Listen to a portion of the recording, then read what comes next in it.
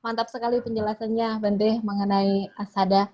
Dan kami ucapkan juga selamat datang buat teman-teman. Nah, malam ini bersyukur banget karena beberapa pengurus dari Wihara Tangerang pada hadir di sini, Bante. Ada Ibu Tina dari pengurus Wihara Ratana, Ya. ada Opa Gunawan, ada Ibu Oh Marjanti, ya, Ibu Tina. ada Cik Lalan, tadi Ya. juga sempat ada Romo Ongkai juga. Hmm. Nah, ini juga sudah ada pertanyaan, Ya. Bante, Terima kasih dari banyak. Ibu Lausyuli. Bante, maaf mau tanya, penetapan Asada ditentukan pada saat kapan? Apakah pada saat konsili Asada tepatnya disebut hari Asada atau bulan Asada? Bagaimana, Bante? Iya. Nah, baik. Jadi Asada itu ya sebenarnya Asada itu kan bukan hari ya. Jadi di dalam kehidupan Sang Buddha, Asada itu termasuk nama-nama bulan ya. Jadi Asala sebenarnya.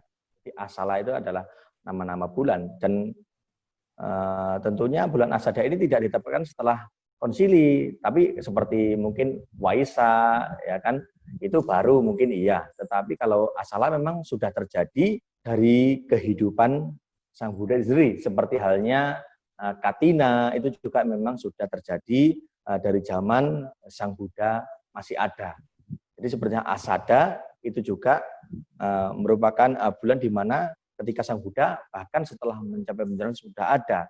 Jadi itu tentu sudah sejak awal memang sudah ada dan memang sudah diperingati dari kehidupan Sang Buddha masih ada hingga sampai Sang Buddha sudah mahaparibana, para siswanya tetap terus melanjutkan tentang perayaan atau peringatan Asada itu sendiri. Ya, jadi tepatnya bulan, Bante ya, bukan hari ya. Iya, ya karena Asada itu asal kata dari asala sebenarnya. Ini ujian buat kita, Bante. Sulit menjalin jodoh dengan para bijaksana. Ya. Jadi mohon dimaklumi jika kita tidak bisa memahami ini, juga ini adalah bagian dari duka. Sebenarnya Iya, tidak betul, ingin Bante. untuk Ketidaknyamanan, Bante mengalami ya. kondisi seperti ini, tapi ya, jadi ketika kita tidak menginginkan hal ini dan ini terjadi ya tentunya jika kita tidak memahami pasti akan menjadi sebuah perbedaan.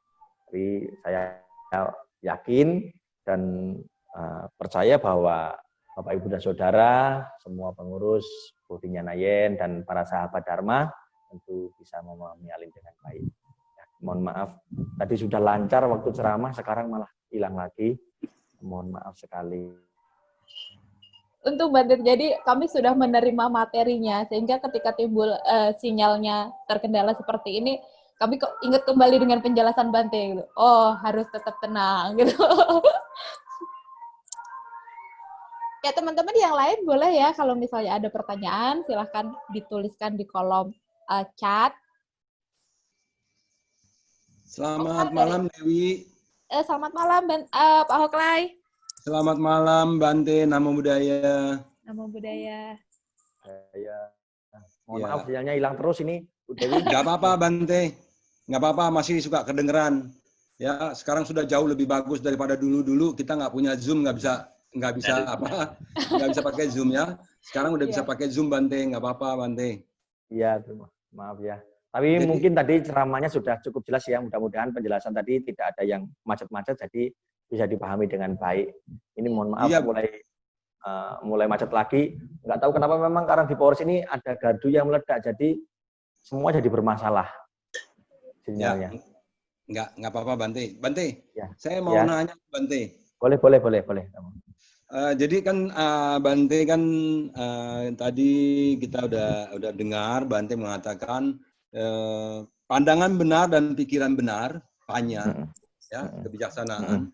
Karena kita memahami pandangan benar dan pikiran benar, maka kita mengetahui adanya baik dan jahat, bagus dan jelek, ya.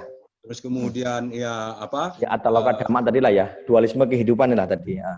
Jadi dualisme kehidupan. Nah, tapi Bante, ketika kita terus belajar terus meningkatkan kebijaksanaan kita, kan katanya kita bisa melampaui dualisme. Nah, jadi bagaimana nih maksudnya melampaui dualisme ini seperti apa nih Bante ini? Jadi bagi kita udah nggak ada baik dan jelek lagi, nggak ada lagi marah dan benci atau benci dan cinta lagi seperti itu atau gimana nih? Bukan, ya jadi ketika kita memiliki pandangan yang benar dan pikiran yang benar, artinya kita memiliki wawasan di dalam kehidupan kita sebagai manusia. Wawasan tentang kebenaran kehidupan yang sesungguhnya. Ketika kita sebagai manusia memiliki pemahaman atau wawasan atau pengetahuan tentang kehidupan dengan sebenar-benarnya, tentang untung dan rugi, dipuji dan dicela, maka kita akan mampu melihat kehidupan ini dengan sebagaimana adanya. Artinya, kita akan mampu membedakan mana yang baik dan mana yang tidak baik. Mana yang harus dan pantas untuk dilakukan dan mana yang tidak pantas untuk dilakukan. Karena apa? Karena kita memiliki pandangan yang benar. Ketika kita terjerumus di dalam misalkan untung dan rugi, dipuji dan dicela, ya, maka ketika timbul keinginan saya tidak mau dicela, ya kan, atau mungkin ingin menjadi saya ingin selalu dipuji, padahal dengan pandangan yang benar kita mengetahui bahwa ketika kita terlena terhadap pujian, kita juga akan menderita. Ketika kita terlena dengan celaan, apalagi kita juga akan menderita. Karena kita akan memahami dengan pandangan yang benar ini, kita bisa melihat kehidupan ini dengan sebagaimana adanya, bahwa ternyata ada hukum perubahan itu sendiri. Ada hukum perubahan, anicca, hukum perubahan itu sendiri. Bahwa segala sesuatu sifatnya itu berubah. Maka melalui pandangan yang benar, dikatakan melampaui itu adalah bagaimana kita mampu melihat kondisi kehidupan ini dengan sebagaimana adanya. Bukan berarti lantas kita tidak memiliki cinta kasih lagi, sudah melampaui semua itu, tidak. Tetapi bagaimana kita mampu untuk membedakan mana yang pantas dan tidak pantas. Gitu loh. Kita mampu mengendalikan keinginan kita secara bijaksana. Kita mampu melihat kondisi kehidupan ini dengan sebagaimana adanya. Bukan berarti lantas kita sudah benar-benar sudah terbebas dari nafsu, terbebas dari semua kondisi yang terjadi, atau cinta, sudah netral ibaratnya tadi dikatakan demikian ya, netral. Tapi tetap ada, hanya kita mampu melihatnya dengan cara pandang yang benar.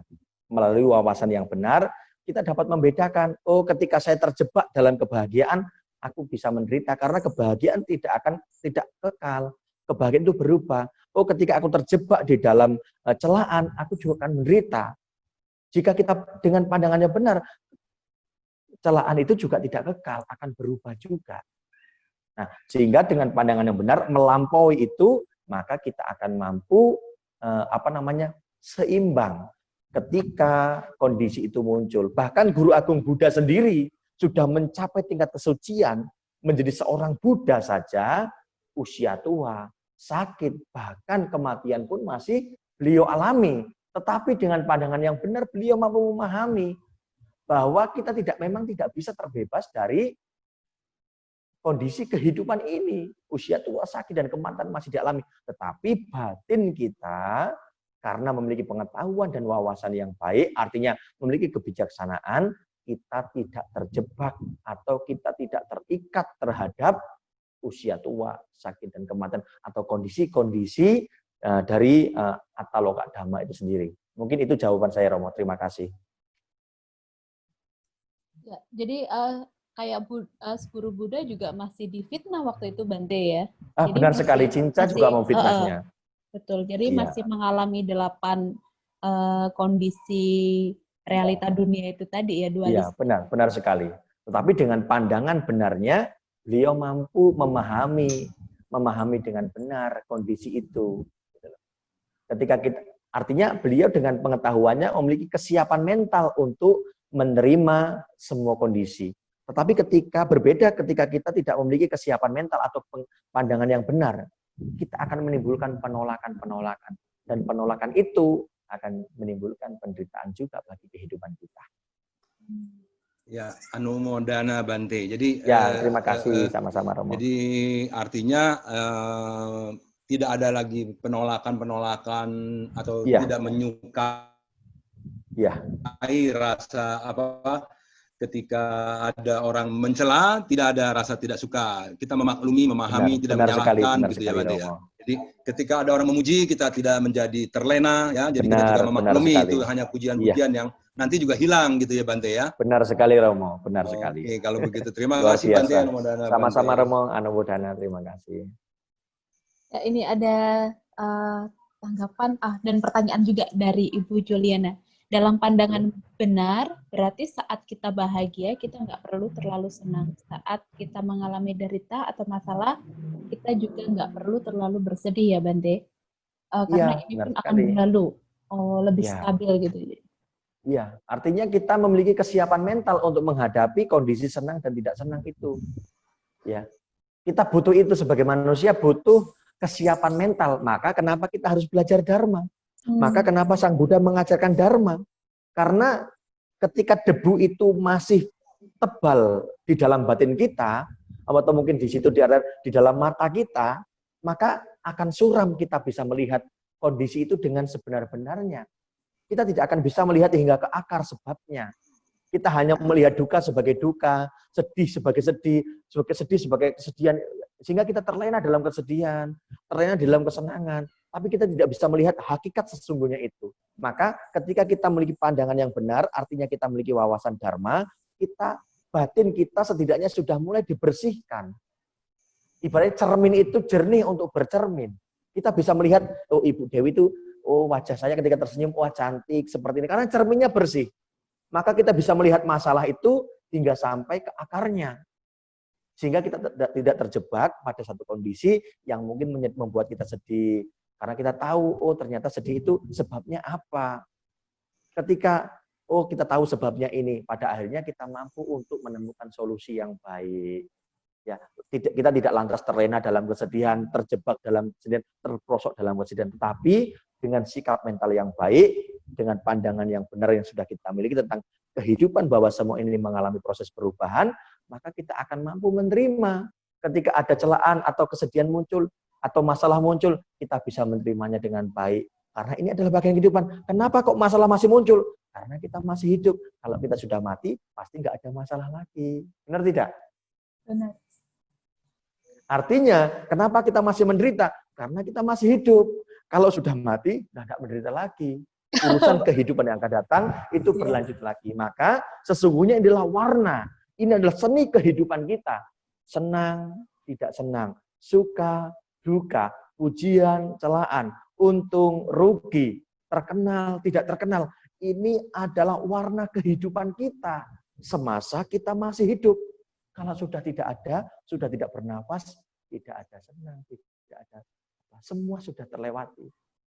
Ya. Urusan kehidupan yang akan datang, kita terlahir di mana, itu urusan kehidupan selanjutnya. Tetapi dalam kehidupan ini, kenapa ada masalah? Ya karena kita masih hidup. Karena kita masih hidup, kita sering lalai. Hingga tidak mengendalikan pikiran, ucapan, dan tindakan.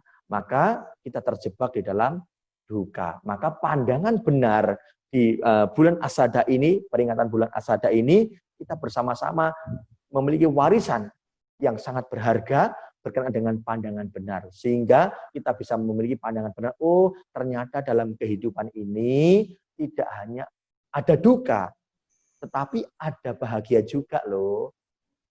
Ya, ada untung, oh ternyata ada rugi juga loh. Ini dualisme kehidupan yang kita ketahui. Pandangan ini harus benar-benar kita miliki, sehingga ketika tadi Ibu Julia bilang, ada kesedihan, ada masalah, ada kesulitan, lantas kita juga bisa berpikir, ternyata di dunia tidak hanya ada sulit, tidak ada hanya masalah, tidak hanya kesedihan, tapi ada bahagia juga, ada enaknya juga, ada senangnya juga loh, gitu loh.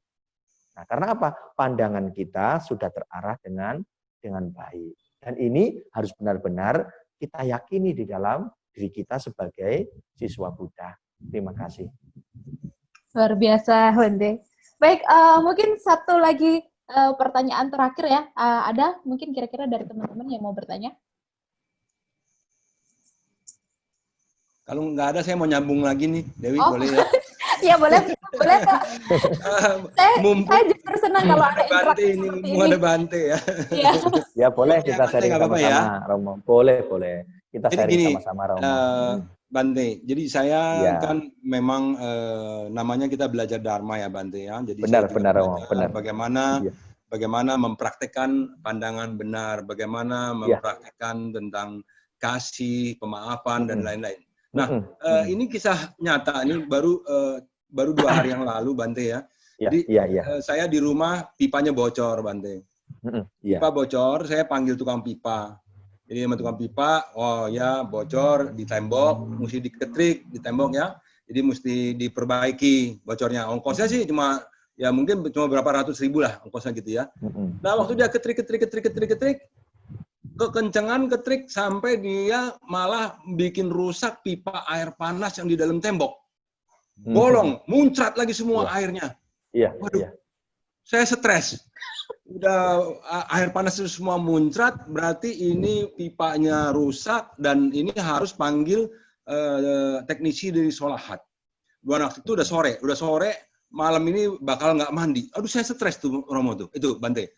Jadi biarpun memiliki pandangan benar, walaupun memaafkan, tapi hatinya tetap kesel, ulu hatinya enek gitu ya. Aduh Iya, iya. rasanya udah kesel, kayaknya udah masalahnya bukannya selesai malah bertambah-tambah gitu. Nah itu Iya. gimana ya Bante? Padahal saya tahu gitu loh. Waduh ini berarti saya masih kok begitu terbawa oleh masalah ini sehingga membuat saya jadi stres sampai enek begitu ya. Akhirnya mesti tunda sampai kebesokan harinya. Itu sampai besok itu malam itu ya tukangnya pulang ya memang saya nggak marah-marah sih tapi hati saya tuh nggak Iya. enak. Hati saya tuh kesel terus gitu. Sampai begitu besok Iya. apalagi begitu hubungin Solahat udah datang dilihat-lihat oh mesti bayar duit 4 juta lagi. Aduh tambah Iya. Ya, Romo? Halo? Halo Pak Hoklay. Bante. Ini artinya bahwa saya masih belum mampu mengendalikan atau mengontrol apa namanya hati saya begitu ya, Bante ya. Bukan begitu, Romo. Jadi begini penjelasannya. Jadi kita harus sadar, kita tahu kita itu manusia biasa, Romo. Termasuk saya juga manusia biasa. Yang namanya kita punya perasaan ketika melihat satu kondisi seperti itu adalah satu kondisi yang wajar menurut saya, Romo. Jadi itu wajar terjadi, itu wajar, Romo. Berbeda kalau kita tidak ada wedana, kita tidak punya perasaan, maka kita tidak akan merasakan apapun. Tapi yang namanya manusia melihat satu kondisi seperti itu, ya itu wajar. Wajar, muncul itu wajar, Romo. Tapi yang menjadi tidak wajar, kalau kemunculan perasaan tidak suka, jengkel, dan sebagainya itu terus berlangsung berbulan-bulan, bahkan bertahun-tahun. Itu artinya tidak wajar. Jadi menurut saya, itu masih dalam tahap kondisi yang wajar lah, alamilah ya. Kita sebagai manusia mengalami kondisi seperti itu wajar. Tapi yang saya salut di sini, ketika Romo mengalami goncangan perasaan yang begitu luar biasa, dalam kondisi tanda kutip adalah kebencian atau rasa tidak suka itu tadi muncul terhadap orang yang mungkin memecahkan itu, Romo sadar dan tahu bahwa ini adalah kejengkelan. Artinya Romo memiliki konsentrasi yang baik. Ketika kita meditasi, kaki rasa sakit, kita tahu kaki ini sakit. Tapi kita sadar kaki sakit, artinya ada konsentrasi di dalam diri kita. Sehingga kondisi itu muncul adalah satu kondisi yang alami, Romo. Ketika kita duduk meditasi, kaki sakit alami terjadi. Seperti kondisi itu, pipanya pecah. Sepertinya tadinya padahal hanya selang yang bocor, pipa kecil bocor, tapi padahalnya pecah. Ibarat kaki ketika kita meditasi, kaki sakit sedikit. Ternyata ketika tambah 5 menit, tambah 10 menit, ternyata seperti pipa yang bocor yang panas tadi besar. Kakinya sangat sakit sekali. Hanya apa? Semua menjadi perasaan jadi tidak enak, semua jadi gelisah muncul.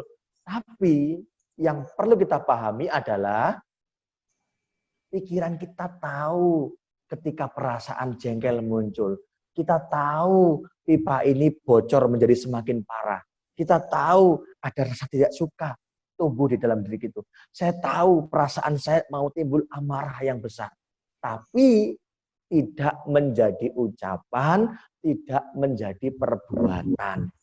Artinya, Romo mampu memiliki pandangan yang benar, tetap berusaha untuk punya perhatian, sadar ada kejengkelan, sadar ada rasa tidak suka di dalam diri. Jadi menurut saya itu adalah kondisi yang wajar, yang memang telah Romo pahami. Artinya kita tidak terlepas dari pandangan yang benar itu, Romo. Iya. Ya, Wah. ya, benar ya. Benar. Jadi di situ Romo sudah jelas dari 4 kebenaran mulia itu ada duka di dalam diri, perasaan tidak senang. Ada duka. Yang kedua sebab dukanya apa? Pipa panasnya dipecahin.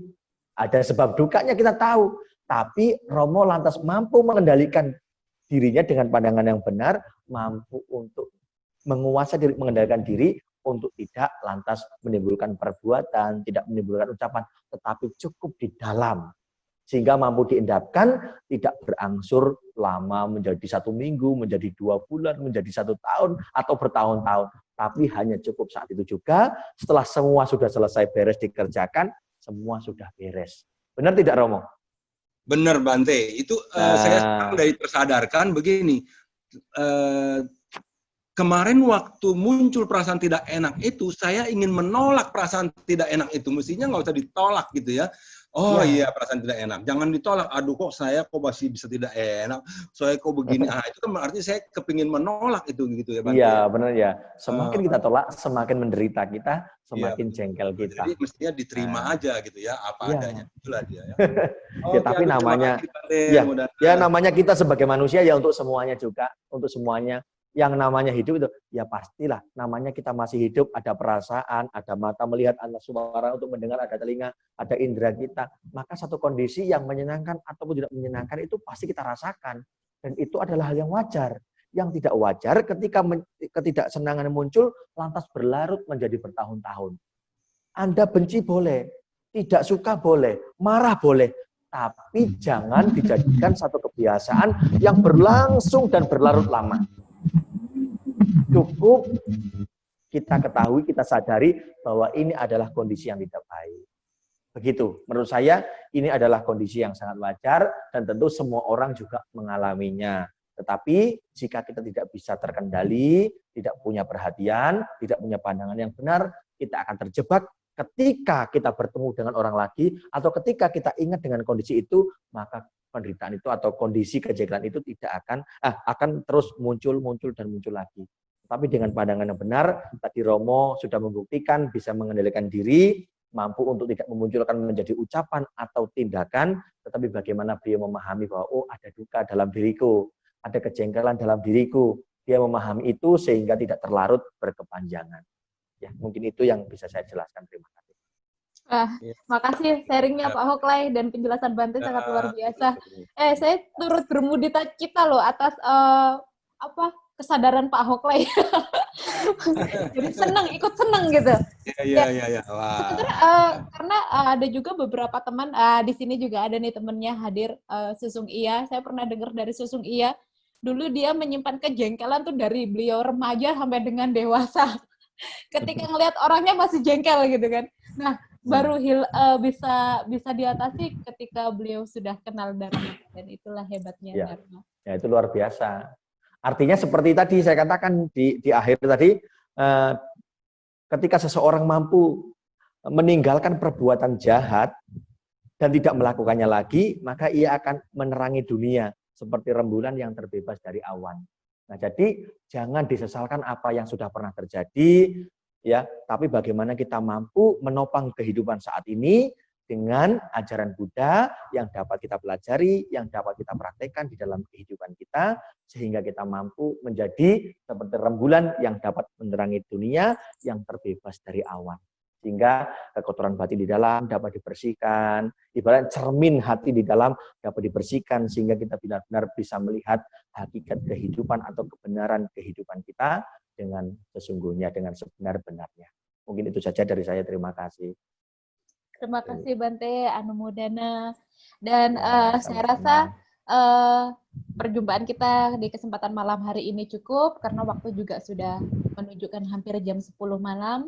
Saya Ya. sangat berterima kasih, kami dari Bodinyana sangat berterima kasih atas kesediaan Bante dan juga teman-teman semua, Bapak Ibu, saudara-saudari yang sudah berkenan hadir di acara Zoom Sharing Dhamma malam hari ini. Dan saya pribadi juga senang sekali karena bisa menghubungkan ya jalinan jodoh antara Bante Nata dengan teman-teman di Bodinyana Yen dan juga Ya, di terima kasih banyak. Wihara Ya, salam Wihara kenal untuk semuanya. Mari kita bersama-sama bersyukur anjali. Semoga dengan segala kebajikan yang telah kita lakukan pada kesempatan malam hari ini, senantiasa membawa kebahagiaan bagi kita, bagi kedua orang tua kita, pada para leluhur, dan kepada semua makhluk di seluruh alam semesta. Ya tak wariwaha pari puredi sakarang ewa mewa durinang betenang upakapati icitang baritan Tuhan di pandawa sambil satu sapi produsen kapacandu panarasuyata manicuti rasuyata sapi tiyo wiwajantu saparoko wina satu mati bawantuan tarayo asuki tikayu yuko bawa apiwa dan asile sanicang udang pacaino cataru dhamma wadanti ayuwano sukang balang bawatu sapa manggalang rakantu sapa dewata sapa budanu pawena sada soti bawantu te bawatu sapa manggalang rakantu sapa dewata sapa dhammanu pawena sada soti bawantu te bawatu sapa manggalang rakantu sapa dewata sapa sangganu pawena sada soti bawantu te sapi sata bawantu sukitata, semoga semua makhluk hidup berbahagia. Sadu, sadu, sadu. Terima kasih Bante Anumodana dan kami akhiri Ya. Sabe Sata Bantu Sukitata. Semoga semua makhluk hidup berbahagia. Sadu, sadu, sadu. Sadu. Namo Sanadi Budaya, Namo Budaya. Sampai jumpa semuanya. Namo Buddhaya. Ya.